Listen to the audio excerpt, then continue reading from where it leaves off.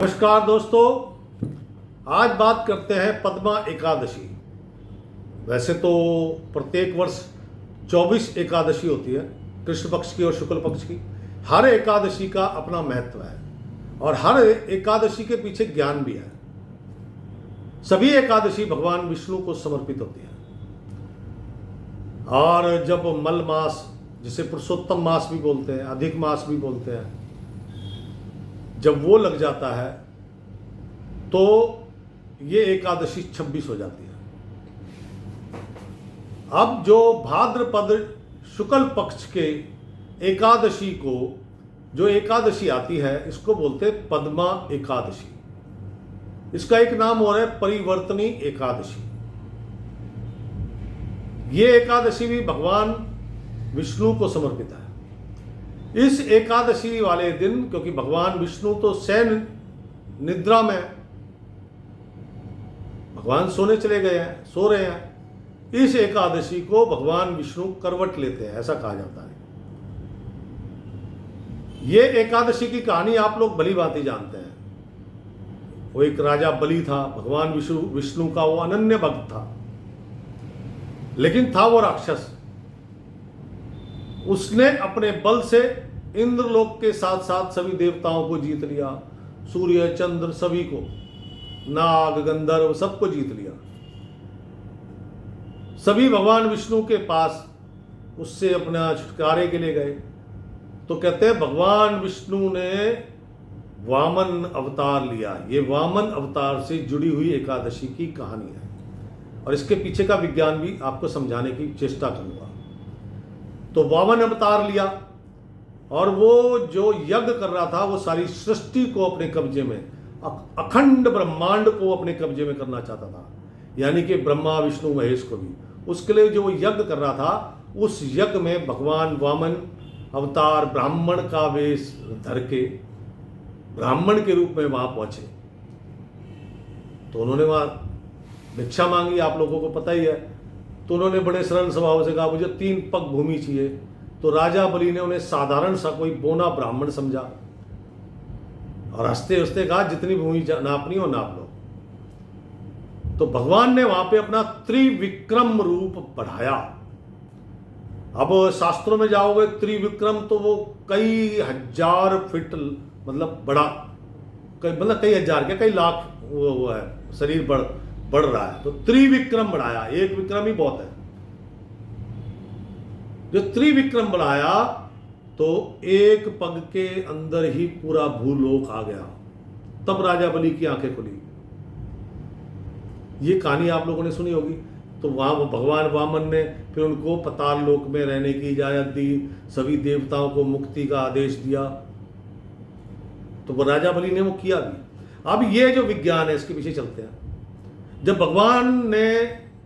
भगवान विष्णु के वामन अवतार ने अपना त्रिविक्रम रूप बढ़ाया तो कहते पद कहां से, पद मतलब पांव, कहां थे, पृथ्वी पे, भूलोक पर। भूलोक पे पांव थे और भुवर लोक में उनकी जंघा थी, स्वर्ग लोक में कमर थी और महलोक में उनके पेट थे, पेट था मतलब, और जनलोक में हृदय था और यमलोक में कंठ था और सत्यलोक में मुख था। कभी आपने गरुड़ पुराण पढ़ी है? गरुड़ पुराण पढ़ेंगे तो आप जान जाएंगे, ये जिन लोगों की मैं बात कर रहा हूं, चर्चा कर रहा हूं। एक्चुअली मैं पढ़ने बैठा था तो मेरे को एकदम से वो समझ में आया। मैंने कहा आप लोगों को भी ये कहानी पता लगनी चाहिए। जब व्यक्ति अपने देह से प्राण त्यागता है, सबसे पहले पद मतलब पांव काम करना बंद कर देते हैं, उसके बाद जंघाएं काम करना बंद कर देती है, फिर कमर काम करना बंद कर देती है, फिर पेट काम करना बंद कर देता है, फिर हृदय वो रुक जाता है, लेकिन बंदा जीवित है। देखिए, उसके बाद कंठ, जब घुरघुर की आवाज आती है, और जब मुख का नंबर आता है तो बोल ही नहीं पाता, भगवान का नाम नहीं ले पाता। ये वर्णन कहते हैं ना कि भगवान का नाम नहीं ले पाता। अगर आप इस दिन पद्मा एकादशी वाले दिन पूरे भक्ति भाव से भगवान वामन अवतार की पूजा लगा के उन भगवान की, श्री हरि की, विष्णु जी की आराधना करते हैं सुबह प्रातःकाल नदी, तालाब, सरोवर में स्नान करें। आपको वो नहीं है तो घर में ही अपने पानी में थोड़ा गंगा जल डाल लें, उससे स्नान करें। स्नान करने के बाद इसका पूर्ण जैसे व्रत होता है एकादशी का, उसी प्रकार से व्रत रखना है।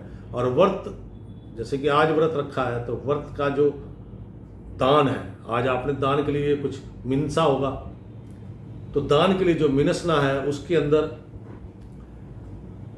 अपने हैसियत अनुसार जो मर्जी कर सकते हैं, लेकिन उसके अंदर जो मेन खास चीजें हैं, तांबा, चावल, चांदी या फिर दही का दान जरूर किया जाता है। ये जो व्रत है, ये जो आपका अंतिम समय है उससे जुड़ा हुआ है। जब आप अपनी मृत्यु शैया पर गिनतियां ले रहे हैं, गिनती गिन रहे हैं सांसों की, ये उस समय का व्रत है।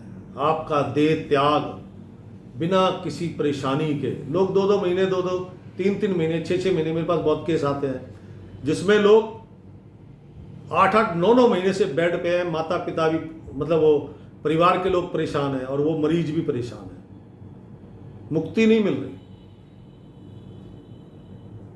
तो ये जो व्रत है सभी को करना चाहिए और इस व्रत में ये चीजें दान जरूर करनी चाहिए। इससे आपके अंतिम समय में आपको आराम से श्री हरि के चरणों में स्थान मिलता है। मित्रों, गरुड़ पुराण मतलब जीनियस बुक है, लोग पढ़ते नहीं, मुझे समझ नहीं आता। आप उसे पढ़िए, समझ में आएगा। ये जो भगवान विष्णु के रूप, त्रिविक्रम रूप की जो चर्चा हुई, बस इसी रूप की वजह से मैंने ये वीडियो बनाया है। पद से लेकर मुख तक की कहानी भगवान श्री हरि की। अब इसके अंदर भी अगर बहुत गहराई में जाएंगे तो ये वीडियो हो जाएगा 2.5-3 घंटे का, लेकिन मैं अपने अनुभव से जो थोड़ा बहुत आपको बताना चाहता हूँ, ये आपके लिए, आपके काम आ सके और आप इस व्रत का पालन कर सकें। और बिल्कुल श्रद्धा भाव से कीजिए, आनंद मिलेगा और भगवान विष्णु की आप पर कृपा बनी रहे। दोस्तों, राम राम, सीताराम। कैसा लगा वीडियो जरूर मेरे कमेंट्स बॉक्स में लिखिएगा। राम राम।